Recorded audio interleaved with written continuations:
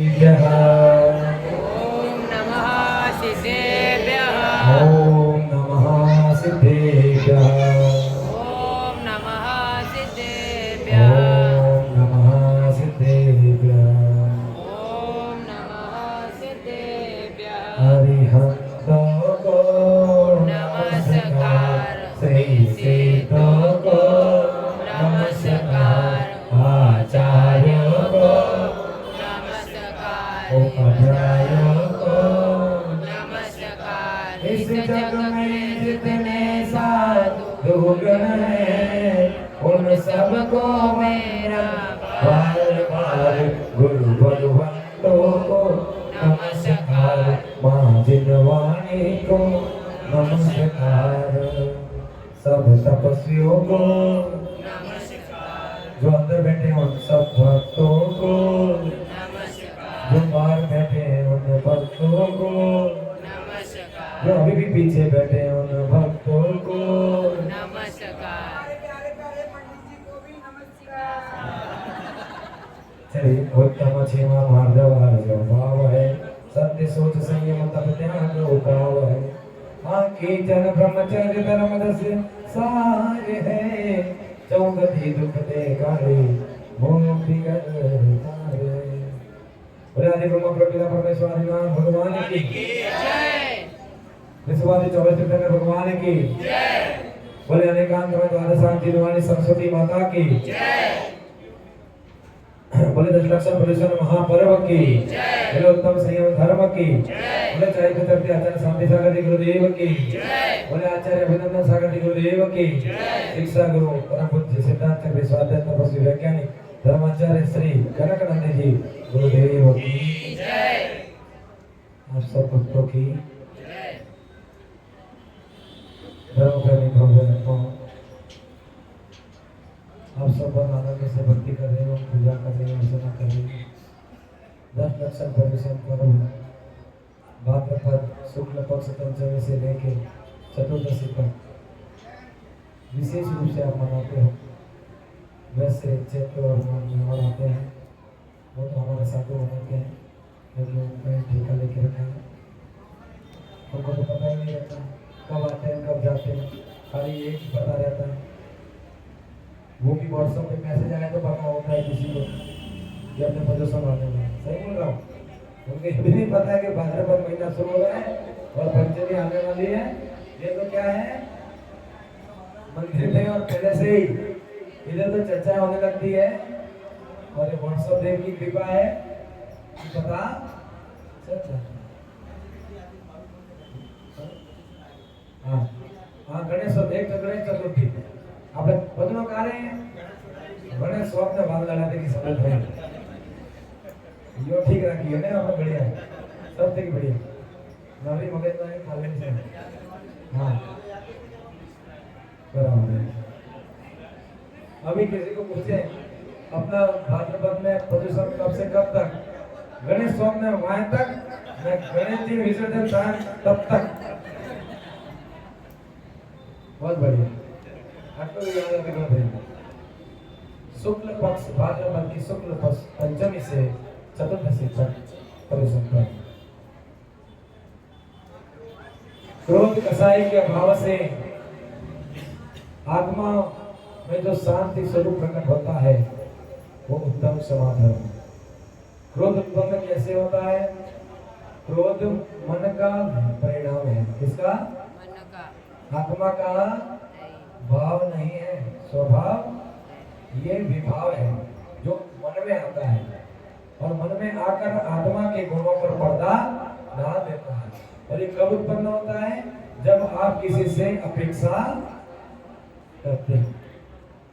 आप किसी से अपेक्षा करते हो और उस अपेक्षा पे वो खरा न उतरे तो उपेक्षा हो जाती है, और जब उपेक्षा होती है तो क्रोध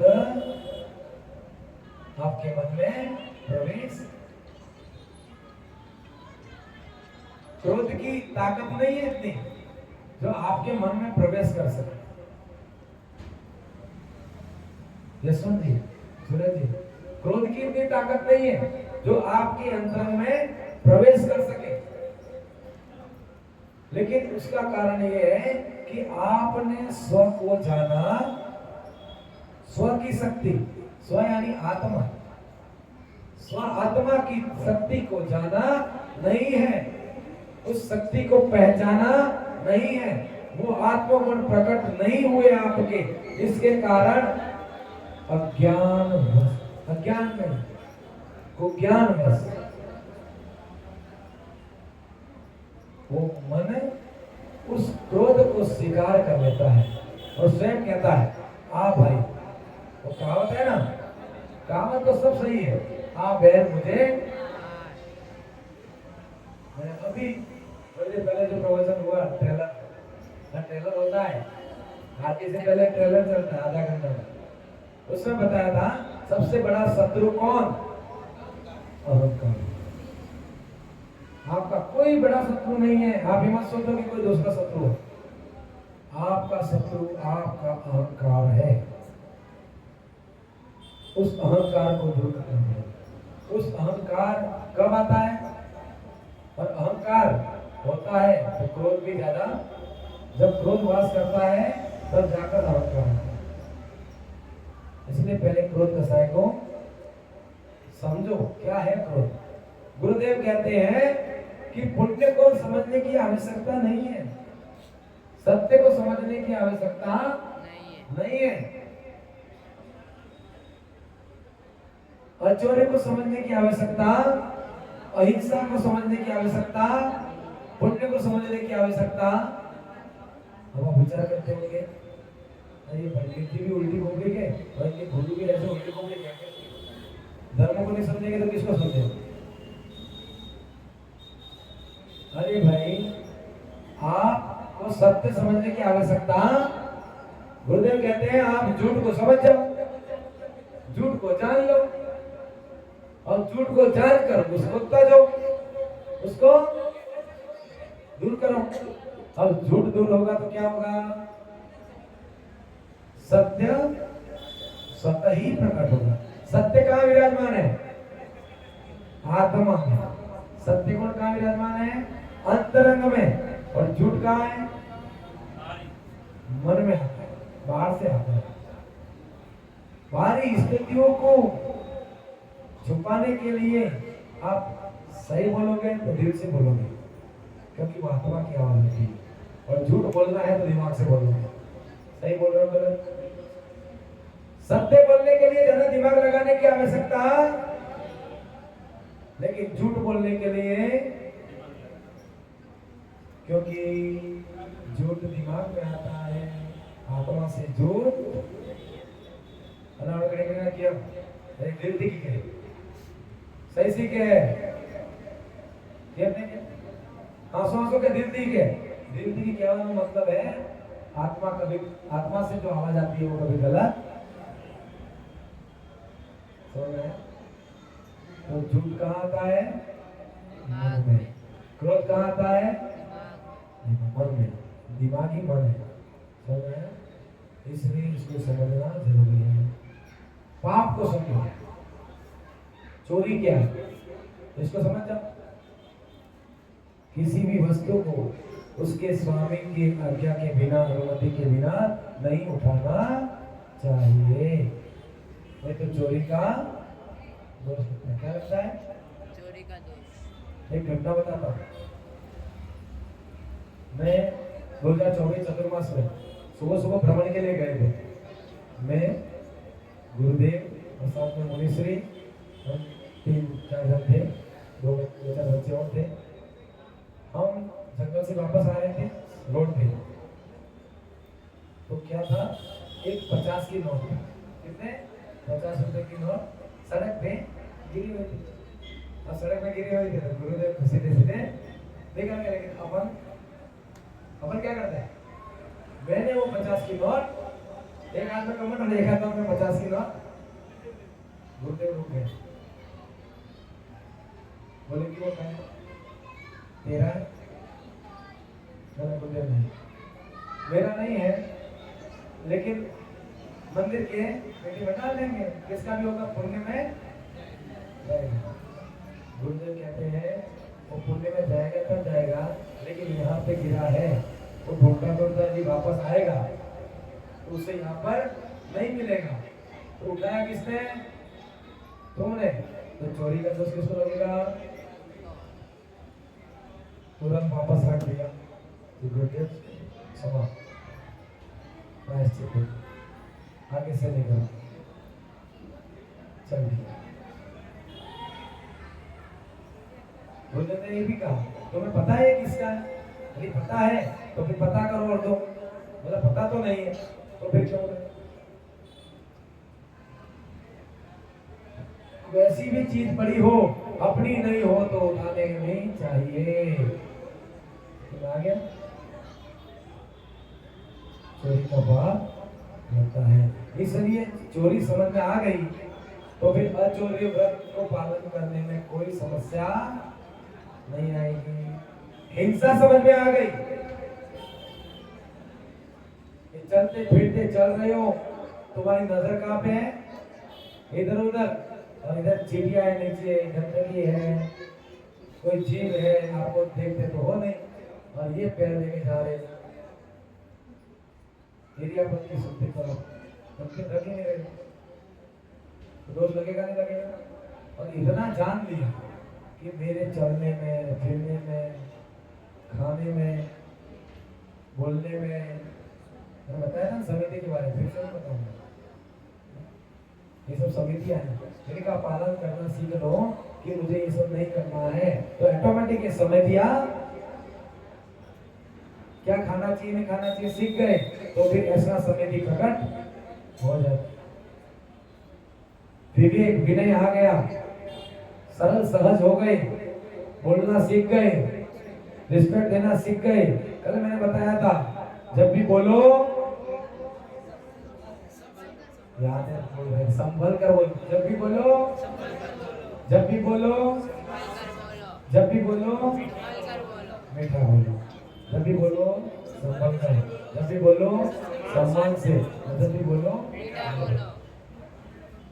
जब इतना करना सीख गए तो उत्तम सत्य धर्म तुम्हारे अंतरंग में प्रकट होने में देर,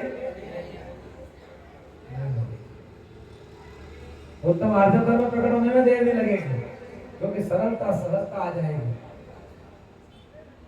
और कोई क्रोध कर भी रहा है, उसके सामने आप प्रेम से बोलोगे तो आपके अंदर में क्रोध नहीं आएगा, उत्तम समाज धर्म भी आपके अंदर में प्रकट हो जाएगा। समझ आएगा? मन को सुधारना है। ये मन ऐसा है खोपड़ा, इसके अंदर ही सब कचरा आता है, बाकी आत्मा में कोई कचरा, आत्मा शुभ है। क्या है? आत्मा शुभ,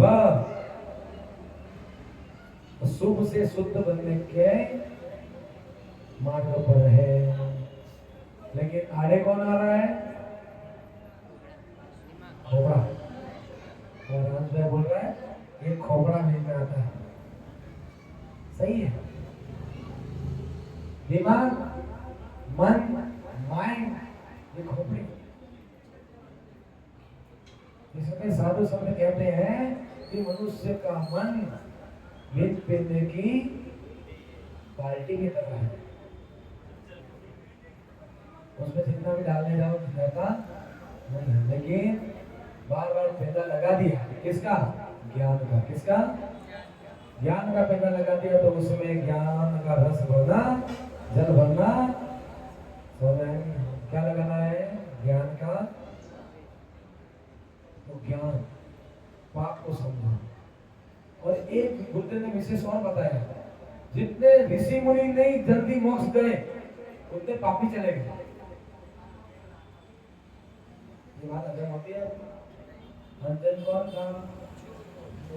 कौन था? उसका नमो का मंत्र याद था, उस पर श्रद्धा थी।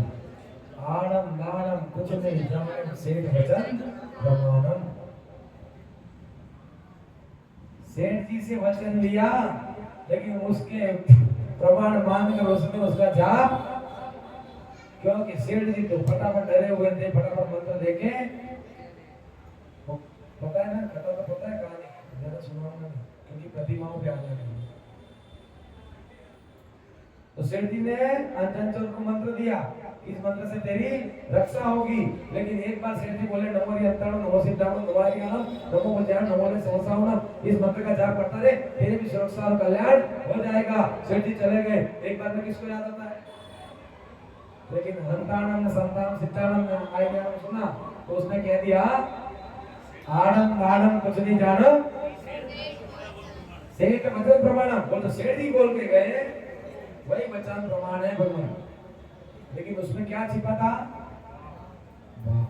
क्या छिपा था? श्रद्धा। क्या छिपा था? समर्पण। किसके प्रति? भगवान के। धर्म के प्रति, भगवान के प्रति, प्रभु के प्रति। इसलिए मैं कहता हूँ बार बार, कुछ आए ना आए कोई बात नहीं, श्रद्धा भक्ति से समर्पण से भगवान के चरणों में समर्पित हो जाओ। आपकी वही निस्वार्थ भक्ति भक्त को भगवान बना देती है।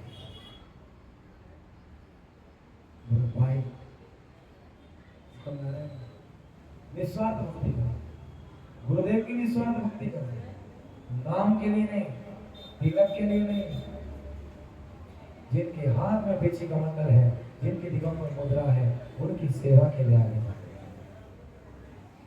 फोटो खिंचवाने के लिए।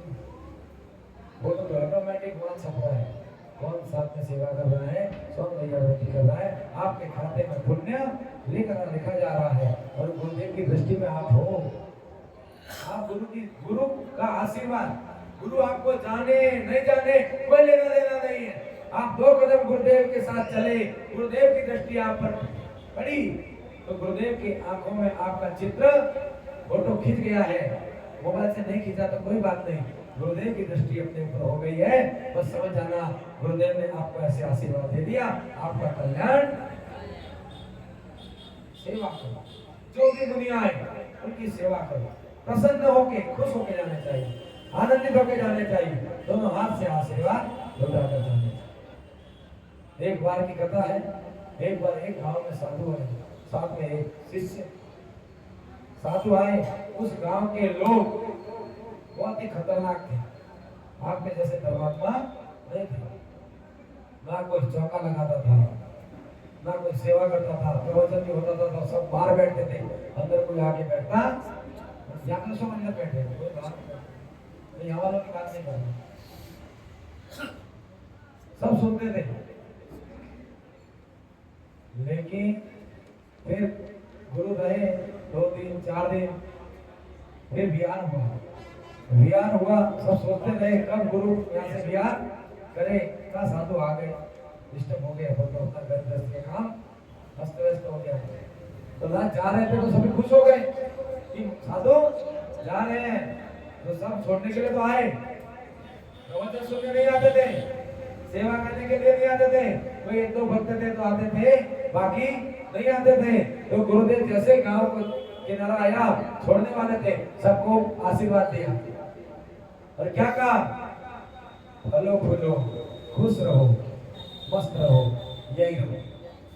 क्या कहा? खुश रहो, मस्त रहो, यही रहो। फिर अगले गांव में गए, वहां पर तो आप जैसे धर्मात्मा, क्या साधु का स्वागत किया, स्वागत करके पाप प्रक्षालन किया, पाप प्रक्षालन करके आके अर्घ चढ़ाया। यहाँ विराजमान के पूरा मंदिर ठठाठठ भरा हुआ जैसे अभी भरा हुआ, और सबने गुरुदेव की वाणी भी सुनी। गुरुदेव वहां पर 5 दिन नहीं 20 दिन 30 दिन निकाले, सबने आनंद लिया, सेवा की। फिर उस गांव से वो गुरु विहार करते हैं, क्योंकि साधु बहते पानी की तरह ठहरते। तो एक समय आया कि विहार आपके जैसे श्रावक थे, नहीं महाराज जी ठहर जाओ, थोड़े दिन और रह जाओ, हमको सेवा का लाभ मिलेगा, हमें पुण्य कमाने का अवसर मिलेगा, थोड़े दिन और रह जाओ। गुरुदेव ने कहा ये अवसर किसको नहीं देना चाहिए।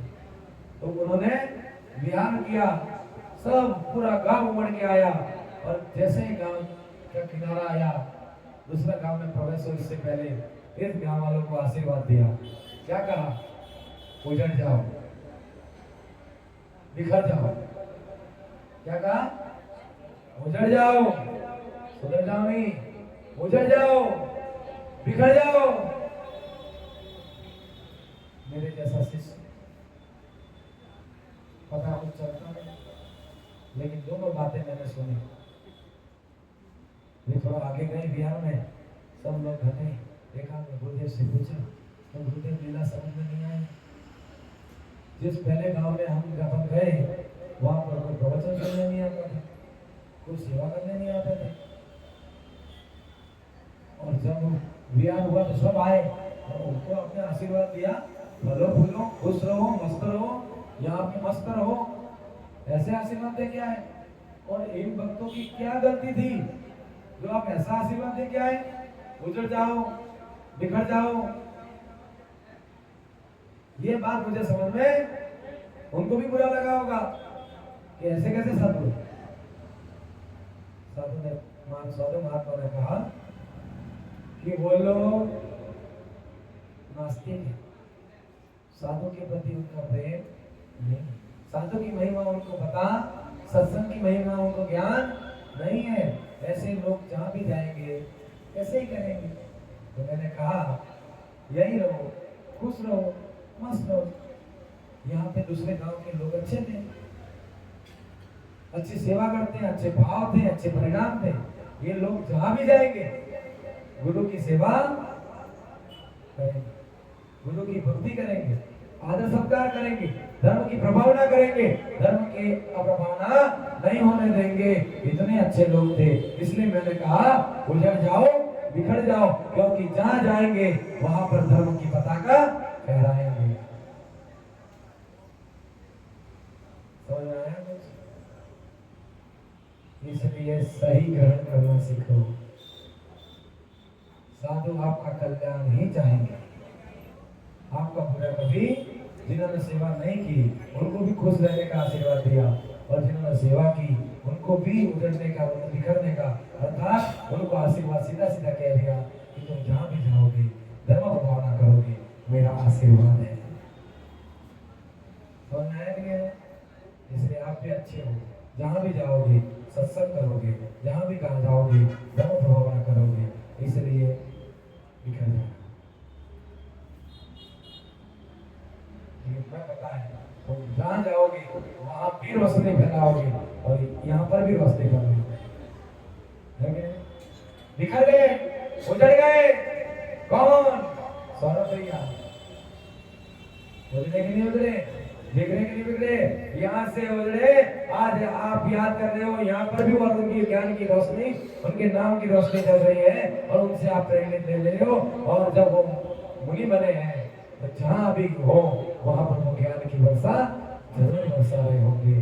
तो यहाँ का मोती जहाँ जहाँ पर जाकर यहाँ वहाँ अत्र तत्र सर्वत्र कहीं ना कहीं ज्ञान की गंगा बहता होगा, और वो यही सीमित रह जाता। तो समझ में आया कि नहीं? तो गुरुदेव का हमसे आशीर्वाद है, मुझे कहा हम बिखर गए। एक गया घाट पर, एक इधर घूम रहे, जहाँ जा रहे हैं वहां पे आनंद। और आप लोगों की जैसी अपेक्षा, उस अपेक्षा पे हम खरे उतरे, प्रयास कर रहे हैं। खरे उतरेंगे उतरे वो आपके हाथ में, लेकिन हमारा प्रयास करना 100% देना हमारा काम है। और आप कितना ग्रहण करो आपके ऊपर। समझ में आ गया? इसलिए साधु की सेवा सर्वोपरि है, जीवंत धर्म है। इसलिए गुरु आए, आनंद के साथ आइए, भक्ति करिए, सेवा करिए, भैया भक्ति करिए, खुश होके जाएंगे, पुण्य लेके जाएंगे, नारायण होके जाएंगे तो आपका पुण्य लेके चले जाएंगे, सारा पाप लेके जाएंगे। ध्यान रखिए। 11 प्रतिमा है, कितनी? आप लोगों में किस कोई प्रतिमाधारी है? कोई नहीं है। हम कोई कहता है मैं एक प्रतिमाधारी हूँ, कोई कहता है 2 प्रतिमाधारी। आपको पता है एक प्रतिमा में क्या क्या नियम है? किस किस को पता है? हाथ ऊंचा करो। पहली प्रतिमा का नाम है दर्शन प्रतिमाधारी। इसके बारे में आप क्या जानते हो, सब बताओ। बस, इसके अलावा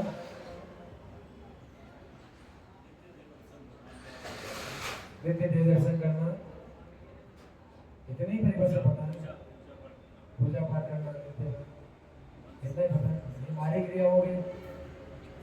बारी क्रिया, पहली प्रतिमा धारण करने वाले व्यक्ति उसमें क्या गुण होने चाहिए, सुन लीजिए। इन्होंने बताया वो बाहर से बराबर है, भगवान के दर्शन करना, दर्शन किए बिना भोजन ग्रहण नहीं करना और रोज करना। लेकिन इसके साथ मैं यहाँ पे पढ़ के बताता हूँ, 25 दोष रहित सम्यक दर्शन का धारण, संसार शरीर भोगों से विरक्त, पंच परमेष्टि का ध्यान करने वाला, अष्ट मूल गुणों का धारी व्यक्ति दर्शन प्रतिमाधारी कहलाता है। अब 8 मूल गुण कौन से? 5 अनुव्रत, साधु के लिए जो महाव्रत थे वो आपके लिए अनुव्रत, सत्य, अहिंसा, अचूर्य, कुशील और ब्रह्मचर्य, कुशील नहीं, ब्रह्मचर्य और अपरिग्रह, ये 5 अनुव्रत का पालन करना। और क्या करना? स्थूल 5 पापों का त्याग। कौन से 5 पाप? हिंसा, झूठ, चोरी, कुशील और परिग्रह। और मध्य मास मधु, समझ आ गया? इसका त्याग करना। ये 8 मूल गुण श्रावक है। तो इन 8 मूल गुणों का भी पालन करना है जो पहली प्रतिमा लेगा। इसके बाद 25 दोष। 25 दोष में ख्याति, पूजा, लाभ, प्रसिद्धि से दूर, किसी प्रकार की धर्म पर शंका नहीं, धर्म पर श्रद्धा होनी चाहिए, शंका नहीं होनी चाहिए, आकांक्षा नहीं, किसी प्रकार की इच्छाएं नहीं होनी चाहिए। इच्छाएं और भाव ये दोनों विचार है। इन दोनों में अंतर क्या है, कौन बताएगा? इच्छाएं और भावना, भाव और इच्छा, इन दोनों में अंतर है।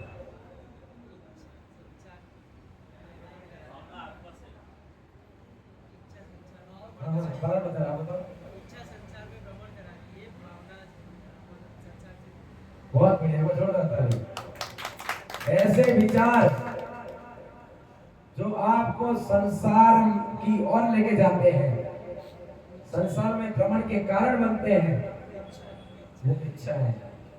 और जो इस संसार से छूटने में कारण बने, वो भाव है। तीर्थंकरों में 16 कारण भावना भाई ने, तीर्थंकर प्रगति का बंद हुआ नहीं हुआ?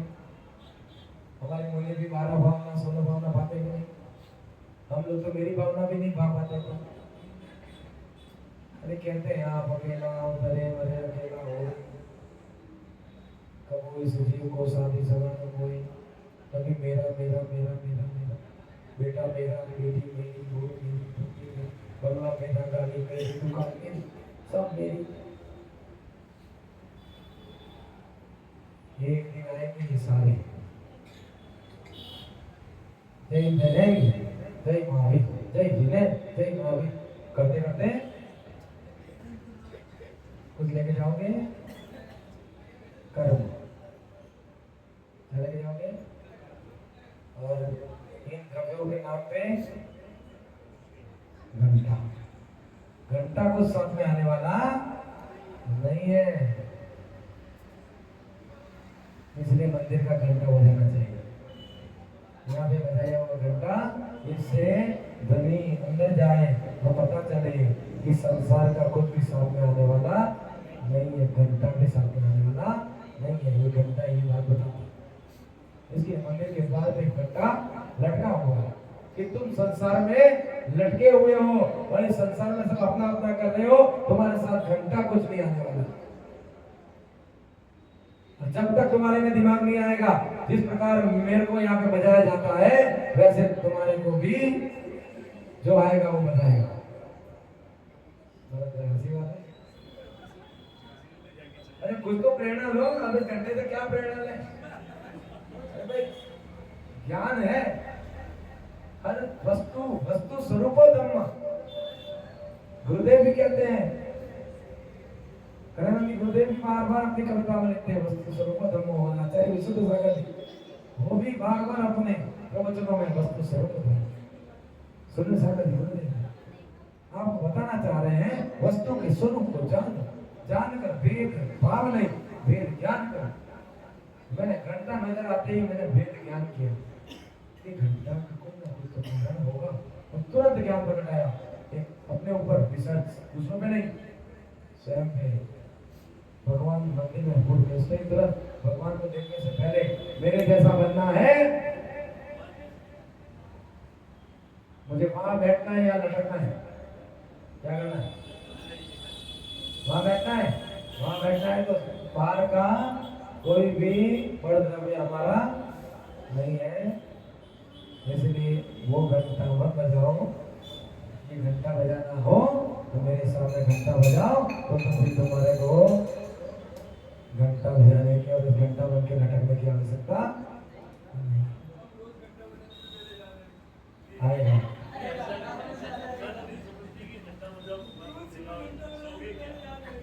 वो तो आपको समझाने के लिए घंटा बजाना, घंटा से कंपन पैदा होता है, अलग एनर्जी, अलग सकारात्मकता पैदा होती है।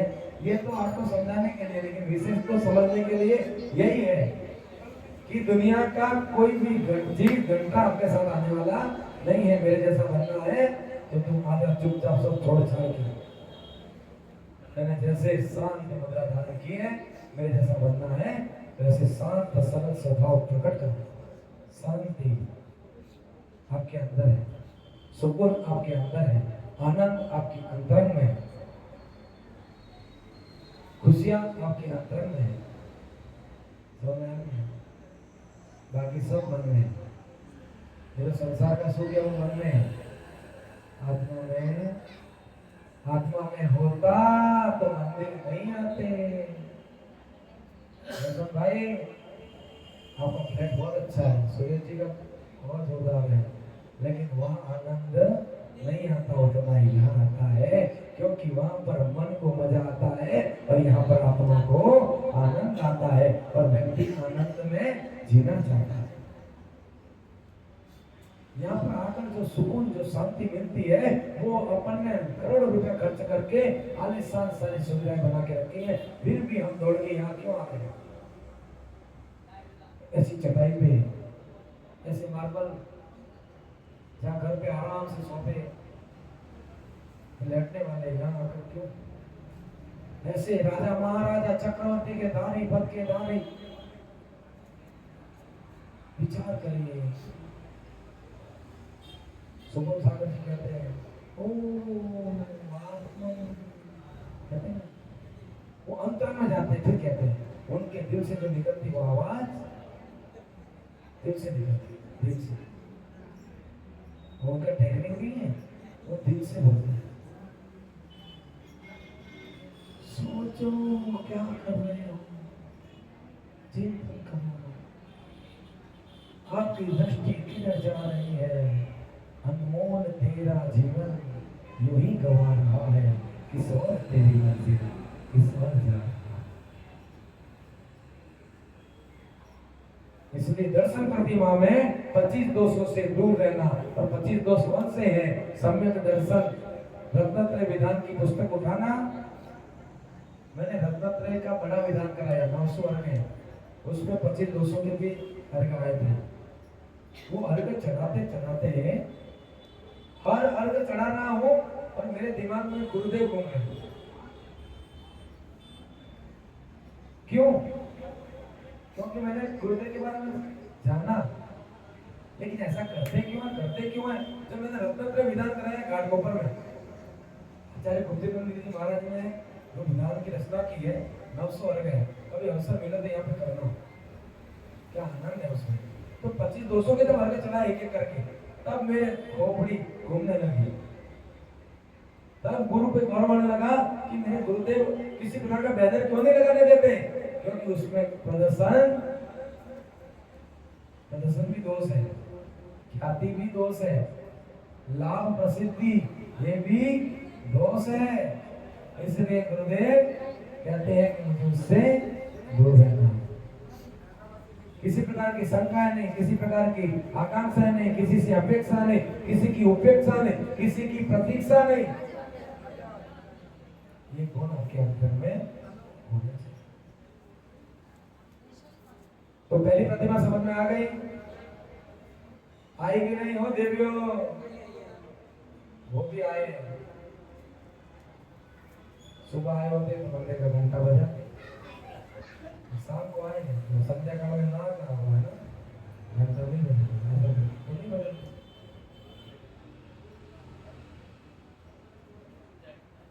सुनिए, दर्शन प्रतिमा में क्या बोलो, इतना बताने के बाद भी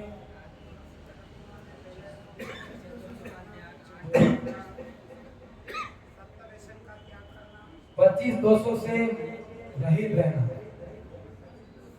समय दर्शन को धारण करना, संसार शरीर से विरक्ति, समझ में आएगी? थोड़ा बहुत तो कर सकते हो, ज्यादा नहीं, अनुरूप में, क्योंकि आप श्रावक हो। बाकी जिस प्रकार शास्त्रों में आगम में बताया है उस प्रकार दर्शन प्रतिमा धारण करने पर भी आपको धरा के कमान का आगे बढ़ना है। लेकिन हम अनुरूप में, इसलिए गुरु क्या कहते हैं, अभी पूरा बताएंगे। आप दर्शन प्रतिमा लोगे? बताओ लोगे क्या? इसलिए गुरुदेव क्या कहते हैं, प्रतिमा लोगे, दर्शन तो करोगे, मंदिर आने के भाव तो होंगे, धर्म से जुड़े तो रहोगे, गुरु से जुड़े तो रहोगे। इतना भी इस कली काल में, इस काले काल में, इस पंचम काल में इतना भी धर्म कर लोगे तो भी कल्याण है। इसलिए आपको दर्शन प्रतिमा के बारे में ज्यादा वर्णन नहीं किया, बाकी मैंने आपको बता दिया। ज्ञान होना जरूरी है, मैंने आपको इसलिए बता रहा हूं क्योंकि किसी को पता दर्शन प्रतिमा को मत दर्शन करके भोजन करो, लेकिन 25 मूल गुण, 25 दोष से मुक्त समय दर्शन को अंदर अंकित करो। ज्यादा नहीं तो निसंकाचित, निकांक्षित, ये जो अंग है इनको समझ लो कि भगवान में, धर्म में किसी प्रकार की शंका जितना समझ में आएगा, जो मेरे अंतरंग भावों में अच्छा लगे वैसे मैं आपकी भक्ति यथाशक्ति अनुसार करूंगा, गुरु की सेवा यथाशक्ति अनुसार करूंगा। ऐसे भाव बन जाए तो भी आपका कल्याण है। और पंच परमेष्ठियों का ध्यान करने वाला दर्शन प्रतिमाधारी कौन होता है? नमो यंत्राण, नमो सिद्धाण, नमो हरियाण, नमो ज्ञानमूलय समसारणम। इनमें 3 गुरु के पद हैं और 2 भगवान के पद हैं। अब आप सोच रहे होंगे ये मंत्र किसी ने लिखा नहीं है, ये अनादि निधन मंत्र है। कौन सा? अनादि अनिधन मंत्र है, ठीक है। सठखंडागम में पुष्पदत्त और भुजबली महाराज ने मंगलाचरण में नमोकार मंत्र लिखा। कौन सी भाषा में लिखा गया? प्राकृत भाषा। लेकिन सठखंडागम में मंगलाचरण में उन्होंने लिखा, बाकी रचना उन्होंने ये अनादि अनिधन मंत्र। और ये ज्ञान पता है आपको? अब गुरु का क्रम तो क्रम से नमो हरियाणम, नमो ज्ञान, नमो संसारणम, और फिर भगवान का क्रम पहले नमो सिद्धाणम, फिर नमो यंत्राणम, जबकि पहले हरियंत्र बनते हैं फिर सिद्ध बनते हैं। इसका लॉजिक आपको पता है? कभी चिंतन किया? बताओ। 5 पद है, मैंने क्या कहा? 2 भगवान के और 3 गुरु के, ठीक है। तो आपको अभी छत पे जाना है, तो आप पहली सीढ़ी से चलोगे? चलोगे? चलोगे? तो अपना नमोकार मंत्र नीचे से शुरू होगा। कैसे शुरू हुआ? नीचे से शुरू हुआ। अब कैसे हुआ? अब बता रहा, गुरु का जब बात थी, जब संसार में बात थी, जब तक संसार में थे, कहाँ थे? संसार में।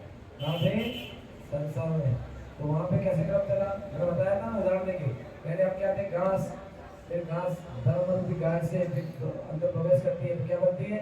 दूध, दूध से दही, दही से छाछ। ठीक है ना? तो ये तो तीनों पर्याय वैसे की होगी। तो उसी प्रकार सबसे पहले क्या बनेंगे श्रावक से आप? साधु नवलोए समसाना। फिर अध्ययन करते करते आप अध्ययन करते भी हो, पढ़ते भी हो, पढ़ाते भी हो संघ में, तो क्या बन गए? उपाध्याय, पाठक प्रविष्टि।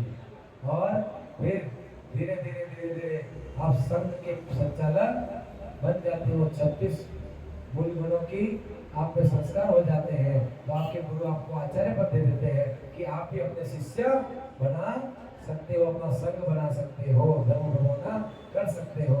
तो आप क्या बन गए? आचार्य। तो नीचे क्या हो गया? नमो लोए समसावनम, नमो वोचारणम, नमो आईरियम। ये 3 पद होंगे गुरु के। लेकिन जैसे ही संसार से मुक्त हुए तो पद कौन से आ गए? भगवान के। किसके आ गए? भगवान के। लाइट सिद्ध नहीं होते। पहले क्या होंगे? नमो हरि। इसमें 1 नंबर पे क्या लिखा? क्या आया? नमो हरि। और फिर अरिहंत के बाद क्या बने? तो भगवान में पहले अरिहंत बने, फिर सिद्ध बने। समझ में आ गया? और फिर गुरु में पहले साधु, नीचे फिर उपाध्याय, फिर आचार्य। क्रम समझ में आया? और ऐसे दिमाग लगाओगे क्रम में समझ नहीं आएगा। वेद ज्ञान करना है। मैंने क्या कहा? वेद ज्ञान करो। पहले मैं भी उलझा, ऐसे कैसे हो सकता है? ऐसे होना चाहिए था। नमो सिद्धाणम, नमो हरिहताणम, नमो आयरियम, नमो उपाध्यायम, नमो लोए समसावनम। ये नमो हरिहताणम क्या है? सिद्ध भगवान बड़े हैं तो फिर, है ना? लेकिन फिर बात समझ में आई तो गुरुदेव ने बताया कि नमो का मंत्र में 9 पद भगवान के हैं, 3 पद गुरु के हैं। तो गुरु नमो समसावनम, नमो वज्रायणम, नमो आयरियम। इसके बाद पहले भगवान कौन से बनेंगे? हरिहंत। तो लिखा नमो हरिहंताणम। फिर क्या बनेंगे? तो फिर लिखा नमो सिद्धाणम। तो पूरा मंत्र एक साथ तैयार हो गया। नमो हरिहंताणम, नमो सिद्धाणम। फिर गुरु आ गए, नमो आयरियम, नमो वज्रायणम। ये पंच प्रवेश की बात समझ में आ गया? अभी आया? ये अपना तरीका है। समझ में आया तो ठीक है। अब कोई और क्या बताए वो अपना, है ना? गुरुदेव के ज्ञान से कुछ ज्ञान कर्म डूब हुए और जो ज्ञान प्रकट हुआ उसके चिंतन से, मनन से, कुछ भेद ज्ञान करके मैंने मनन करके कुछ समझा, वो मैंने आपको समझाया। और आपको समझ में आया क्या ऐसा हो सकता है? मैंने बताया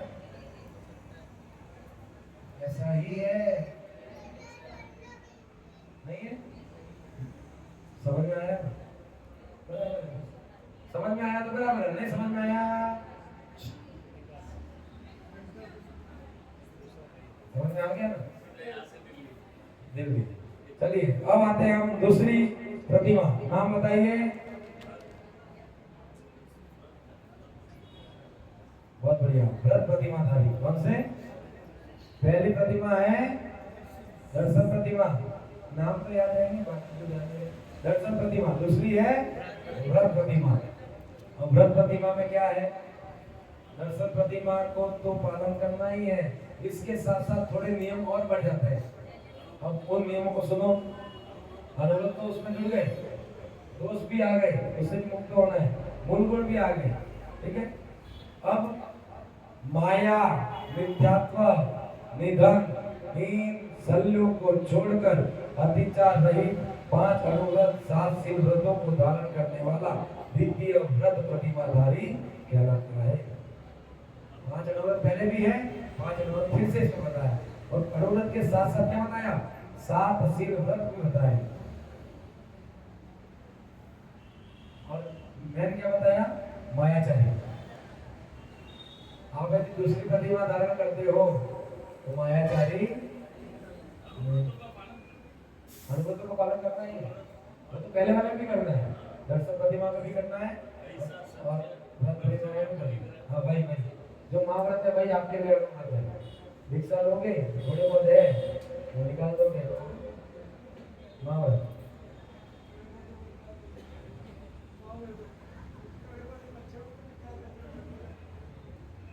चलिए समझ में आ गया। विद्यात्व निदान, निदान कैसे कर रहे हैं? निदान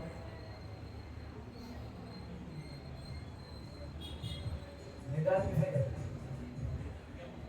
निदान निदान सोचा मतलब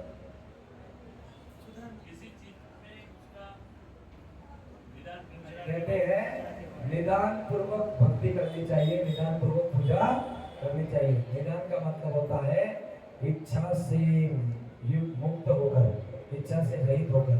भगवान के सामने कोई इच्छा नहीं है कि भगवान मुझे ये सब बहू दे दे, बेटा दे दे, मेरे को घर चाहिए, मेरे को बनना चाहिए, कोई भी इच्छा, कोई निदान नहीं।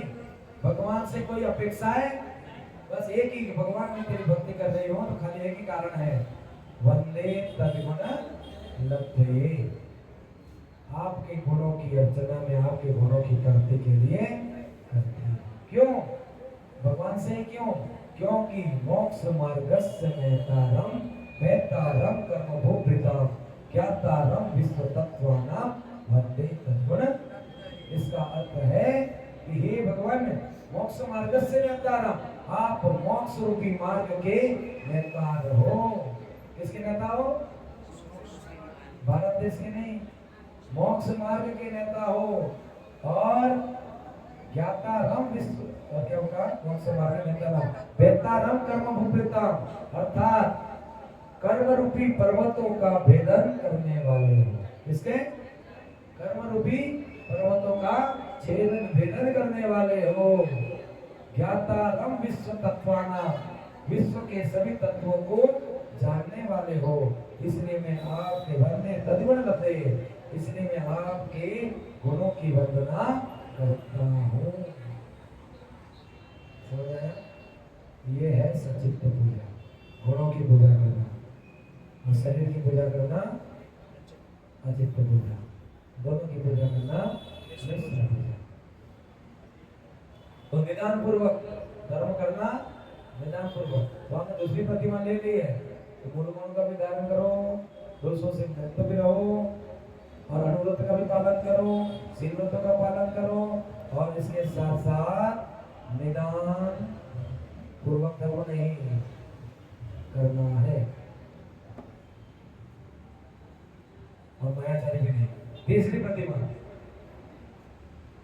नाम किसी को पता? सामायिक प्रतिमा। सामायिक प्रतिमा कौन सी? तीसरी पहली प्रतिमा का नाम बोलो। दूसरी व्रत समय प्रतिमा, और तीसरी सामायिक प्रतिमा। अब इसमें क्या है? 4 दिशाओं में कुल 12 आवर्त, एक कुल 4 प्रमाण कर अभ्यंतर और बाह्य परिग्रह रहित मुनि के समान खड्गासन या पद्मासन मानकर मन वचन काया को शुद्ध रख सुबह दोपहर संध्या के समय सामायिक करने वाला व्यक्ति द्रव्य सामायिक प्रतिमाधारी कहलाता है। सामायिक करना, जिस प्रकार हमारे साधु मुनि किस प्रकार सामायिक करते हैं, उसी प्रकार शुद्ध होकर, ऐसे नहीं कहीं बाहर से घूम के आके समय करने बैठ गए, घर पे आते हैं वापस नहा धोकर शुद्ध वस्त्र पहनकर सामायिक करना, वो भी चारों दिशाओं में। आज जैसे हम करते हैं चारों दिशाओं में नमस्कार कर, फिर खड्गासन में कोई खड़े खड़े भी करे, और शक्ति अनुसार या फिर पद्मासन में एक जगह बैठकर सामायिक करना। तो दर्शन प्रतिमा के तो मूल गुण धारण करना ही है, इसके बाद व्रत प्रतिमा को भी अपनाना ही है, इसके बाद सामायिक करनी, ठीक है। अब है चौथी,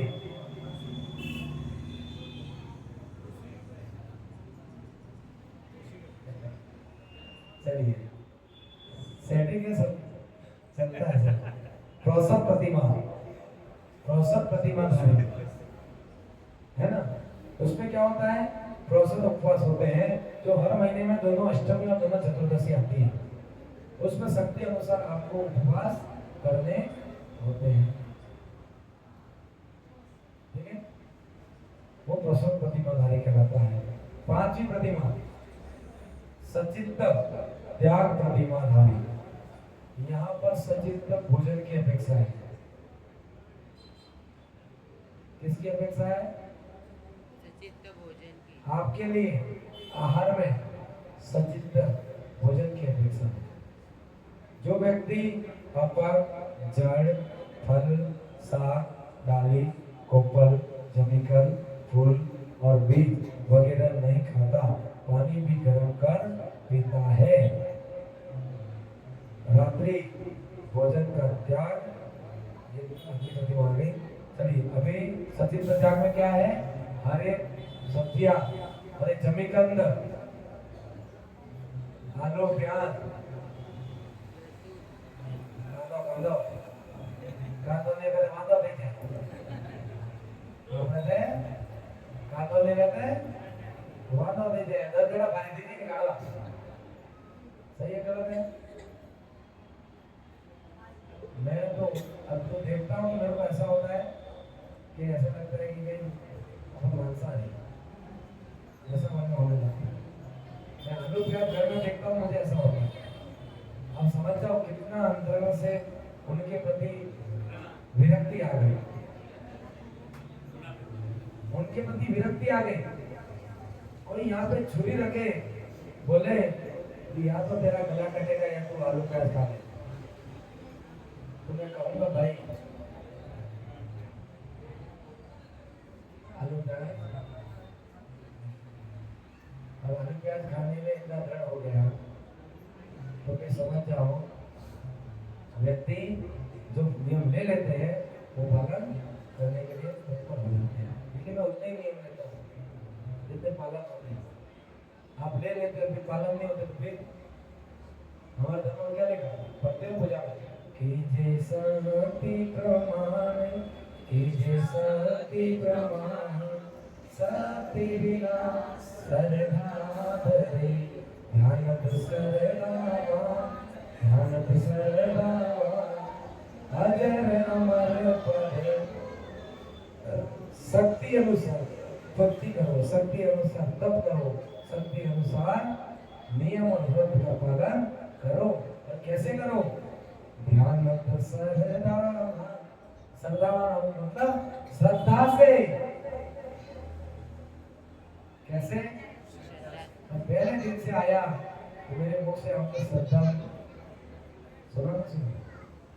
क्योंकि भाव के बिना, श्रद्धा के बिना, समर्पण के बिना भक्ति हो ही नहीं सकती। और जब तक भक्ति हो ही नहीं सकती तो अच्छे भाव बन ही नहीं सकते, और अच्छे भाव नहीं बनेंगे तो हम भक्त नहीं बन सकते, और जब भक्त नहीं बन सकते तो भगवान बनने के बारे में सोच भी नहीं सकते। इसलिए श्रद्धा से ध्यान कि जैसा प्रमाण की जैसा प्रमाण शक्ति बिना सरदा ध्यान सरदा अजर अमर पद। और जो श्रद्धा धारण कर लेता है वो अजर अमर पद को प्राप्त हो गया। ये टाइम है, अभी तो टाइम है, ये 10 मिनट टाइम है। कार्यक्रम है आधा घंटा बाकी। चलिए थोड़ी प्रतिभा ले लेते हैं अपन, 2-4 और सुन लेते हैं, फिर इसके बाद कल और ले लेंगे। हाँ सुनो क्या लिखा? श्रद्धा बिना कोई भी व्रत पालन नहीं होता। और आप व्रत पालन कर रहे हो, श्रद्धा नहीं है तो फिर आप सुगंध दशमी का व्रत करो, पंचमेरु का करो, इधर लक्षण का करो, आपको श्रद्धा होना जरूरी है। आप भले खा पी रहे हो, 2 टाइम खा रहे हो, लेकिन तपस्वियों की सेवा कर रहे हो, बराबर या पूजा में आ रहे हो, अभिषेक कर रहे हो, जमीन अन्न नहीं खा रहे हो, रात्रि भोजन नहीं कर रहे हो, अनाज का त्याग कर रहे हो, और यहाँ पर सामायिक प्रतिक्रमण में और स्वाध्याय में आ रहे हो, तो आप उपवास करने से भी ज्यादा फल आपको मिलेगा। और व्यक्ति उपवास कर रहा है लेकिन स्वाध्याय में बैठा नहीं है, क्योंकि श्रावक बने हो तो देव पूजा, गुरु उपासना, स्वाध्याय, संयम, तप और दान, ये 6 आवश्यक कर्म हैं, इसका पालन करना होता है। तो आप देव पूजा तो सुबह हो जाती है, गुरु नहीं है तो गुरु को अर्घ्य चढ़ाकर भी उनकी वंदना कर लेते हैं। लेकिन स्वाध्याय, अभी यहाँ स्वाध्याय हो रहा है कि नहीं हो रहा? और स्वाध्याय के समय जिनका मन लगे तो समझ जाना आप धर्म की ओर आगे बढ़े रहे हो, और जिनका बाहर बातों में लग रहा है और जो बाहर बैठ के बातें कर रहे हैं, समझ जाना उनके अंतरंग में अभी तक धर्म ग्रहण नहीं है। वो धर्म के प्रति धर्म का मर्म जाना नहीं और जानना चाहते भी नहीं, क्योंकि उनका मन क्या है, चंचल है। उनका मन इतना चंचल है जो विषयों की ओर भागता है, बाहर भागता है, इंद्रिय बातें करने में, व्यर्थ की बातें करने में। लेकिन इनको ये ज्ञान नहीं है कि व्यर्थ की बात करने से पाप कर्म का बंध होता है, और ज्ञान की बात करने से और ज्ञान को ग्रहण करने से पुण्य कर्म का बंध होता है, और पुण्य से ही पाप की निवृत्ति होती है। तो सच्चित त्याग। और अभी छठी प्रतिमा, रात्रि भुक्ति त्याग प्रतिमा धारी। जो व्यक्ति जीव दया के विचार से रात्रि में भोजन नहीं खाता है, आचार्यों ने इसे त्यागी भी कहा है। दिन में संभोग का त्यागी होता है। यदि आप ग्रस्त में हो और आपने छठी प्रतिमा धारण की है, क्या किया? छठी प्रतिमा धारण की है, तो व्यक्ति जीव दया के विचार से रात्रि में भोजन नहीं करता है। और इसको आचार्यों ने दूसरा नाम भी दिया है, दीवा मैथुन त्यागी, अर्थात